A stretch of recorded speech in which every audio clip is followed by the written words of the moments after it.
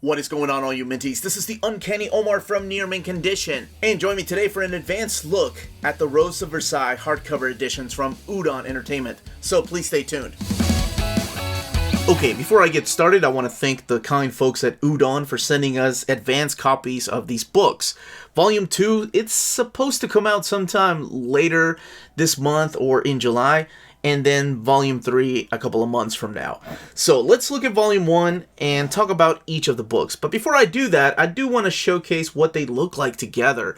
As you can tell, each one of the books has a different color.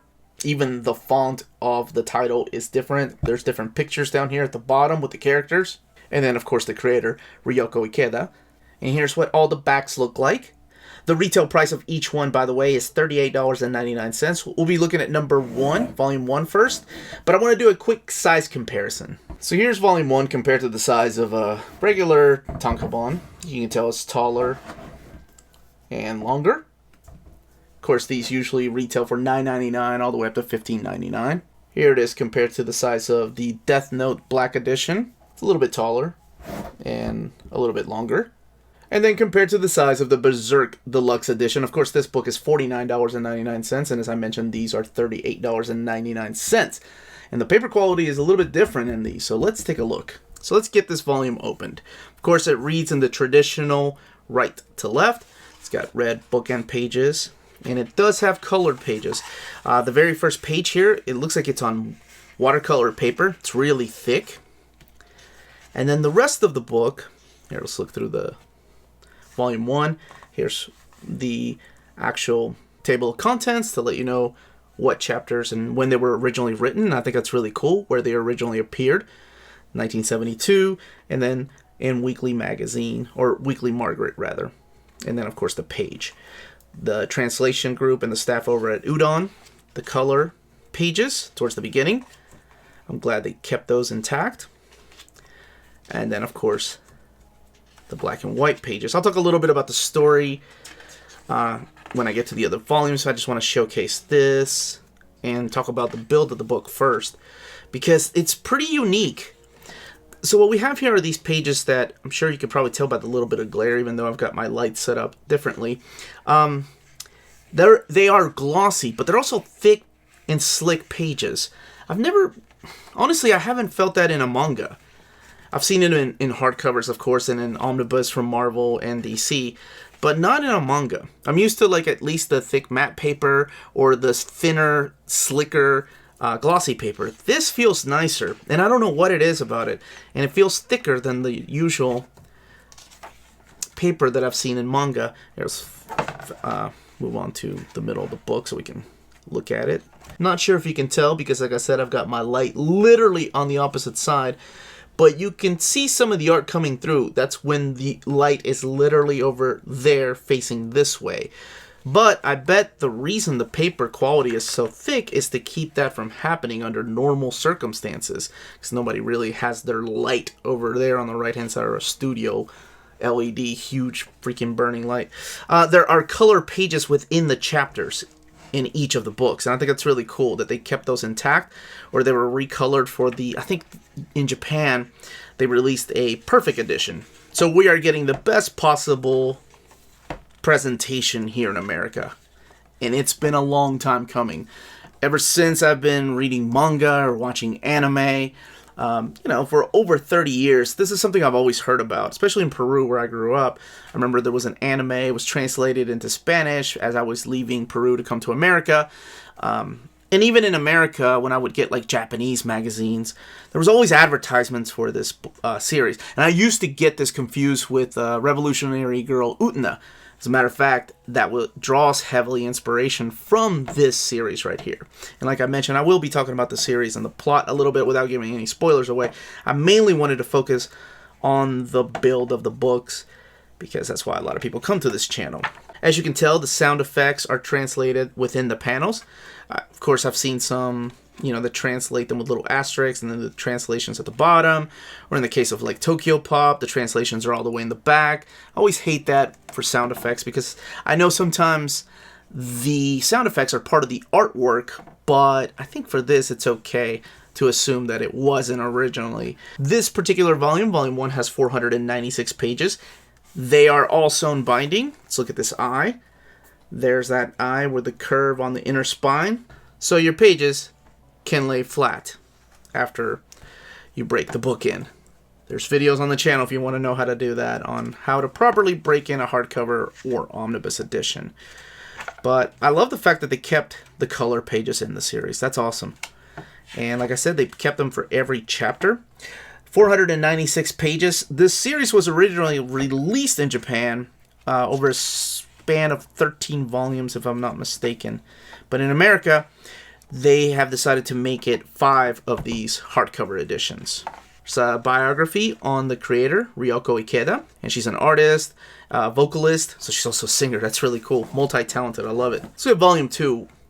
So blue end pages, love it when they have different color end pages. Again, you have the watercolor paper right here for that first image that is in color. The table of contents.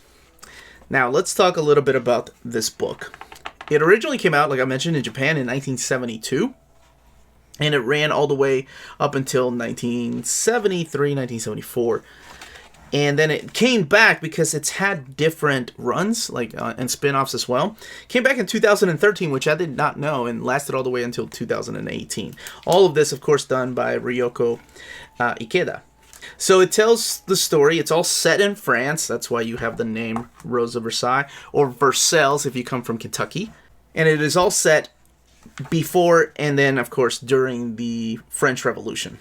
And the original main character is Marie Antoinette, until you get to know this lady named Lady Oscar. Oscar Francois de Jahares? Man, my French is not good. I am Latin in root, so I'm not sure how to pronounce that. I always had a hard time with names in, what was the anime? Le Chevalier d'Eon. I think that's how you say it. I'm probably butchering that too. It was a manga, and then of course that drew heavily inspiration from this, as well as Revolutionary Girl Utena, and then it became an anime. So it focuses more on Lady Oscar and how her father had 6 girls, and he wanted to make one of them a son. So he kind of groomed them to one of them, Oscar, to be the son that he never had. So he trained her in the art of fencing, and then horsemanship, and of course, combat, which comes in handy later on as the story progresses. Now, there's several characters that have played a part in her past, and then in where we are now.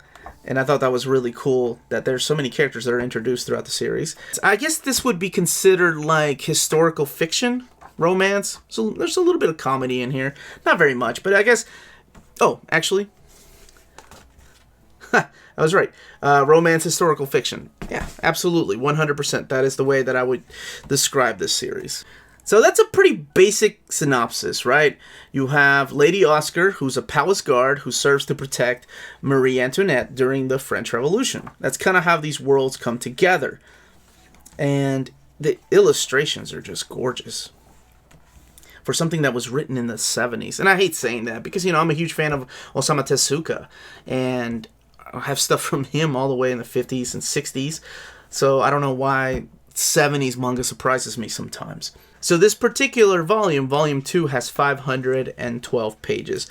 Again, you have the color pages going throughout the book. So I love that they kept those in there, all intact, like in the perfect editions that were released in Japan. And here is volume 3, I assume. Yep. You have this type of end paper here, the watercolor paper. Now, this is the stuff that I remember. This is the type of color I remember seeing in manga from the 70s, whether I'm looking at Osamu Tezuka or Star Blazers or Captain Harlock or Devilman by Go Nagai. It's this kind of color tones that they use throughout the books towards the beginning of the pages. So why did it take so long? I don't know. It might have been a rights issue. Copyrights, of course, when it comes into play when all these things happened. And I know that for me, as somebody that has been waiting on manga, there's several manga that I've been waiting on to be released in America. So this was announced back in 2016, I think is when Udon said they have gotten the rights and they're working on the translation. And it is 2020, and now we have 3 volumes coming out this year. So that's crazy. And it's freaking awesome for all those people that have been waiting And the payoff is just gorgeous because I love the fact that they went straight to hardcover, sewn binding, the best presentation for one of these books that people have been waiting on, because they could have gone the cheaper route. They could have given us the smaller tankobon size and, charge $15.99 with the typical manga. But I think for a story like this, they did the right thing. For a story that people have been waiting on for decades to come out in English for the first time, they completely did the right thing and gave us a hardcover edition. Now, of course, the hardcovers don't have a dust jacket. Actually, I don't know if you can tell this gold foil that they have on the writing and then the design around them. They're all like that, and it goes around the back and, of course, on the spine. It's beautiful. The only negative thing I will say about the hardcovers is that first one. I always have a hard time. This is just me, of course. Maybe I should wear gloves. I know some of y'all suggested wearing gloves when I do those black book reviews. But yeah, white just has a hard time staying clean, no matter whose shelf is on. So it's honestly a little off-white, so that's good. This is something that I know my co-host Tina has been wanting to read for a long time. It's huge because it's like, there was an anime, like I said, when I was living in Peru. It was starting to be translated into Spanish. There's pachinko machines, video games, spin-off Gaiden stories, stories set in this universe. There was a crossover with Lupin, because I knew I remembered something else.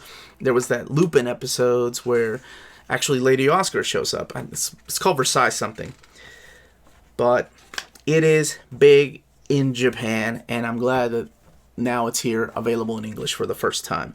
And Udon has done an amazing job just bringing it over with this perfect edition, and there's going to be 5 of them. So there's going to be a total of 5 of them.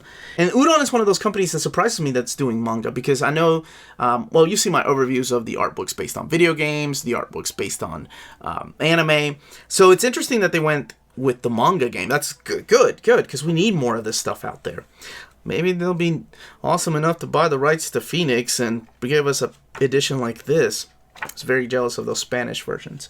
But I think I've flipped enough through here, and I vaguely talked about the story because I don't like giving things away on the channel when I'm doing overviews. But that's practically it, all 3 of these books. And just let me know in those comments down below if you have any more questions. Now, if you're interested in purchasing these books, check out our sponsor, cheapgraphicnovels.com, your online home for brand new graphic novels and collected editions up to 50% off the cover price. Cheap Graphic Novels prides itself on packaging your books so they arrive safely and in excellent condition, as well as prompt and helpful service. And check out their bargain bin for even greater deals up to 90% off cover price. And for you mentees, Cheap Graphic Novels is running a special promotion. If you're a first-time customer, let them know you were referred by Near Mint Condition at the checkout, and you'll receive a credit for free shipping on your next order. Now, this is only for U.S. customers. Cheap Graphic Novels, your source for the hottest books with the kind of deep discounts, quality shipping, and customer service that will keep you coming back for more. And that was it. That was the first 3 Rose of Versailles hardcovers. I went over the page count, the build of the books, and the content. Let me know in those comments down below if you have any other questions. If you've been waiting years, decades to read this manga, and now it's finally here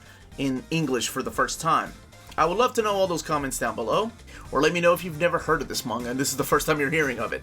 Again, this was the Uncanny Omar. Please don't forget to hit that like, subscribe button. We put out videos every day. Don't forget we can be found on Redbubble and on Patreon, and all of that information is in the description down below. More importantly, please everybody stay healthy, stay safe out there, and much love to you all.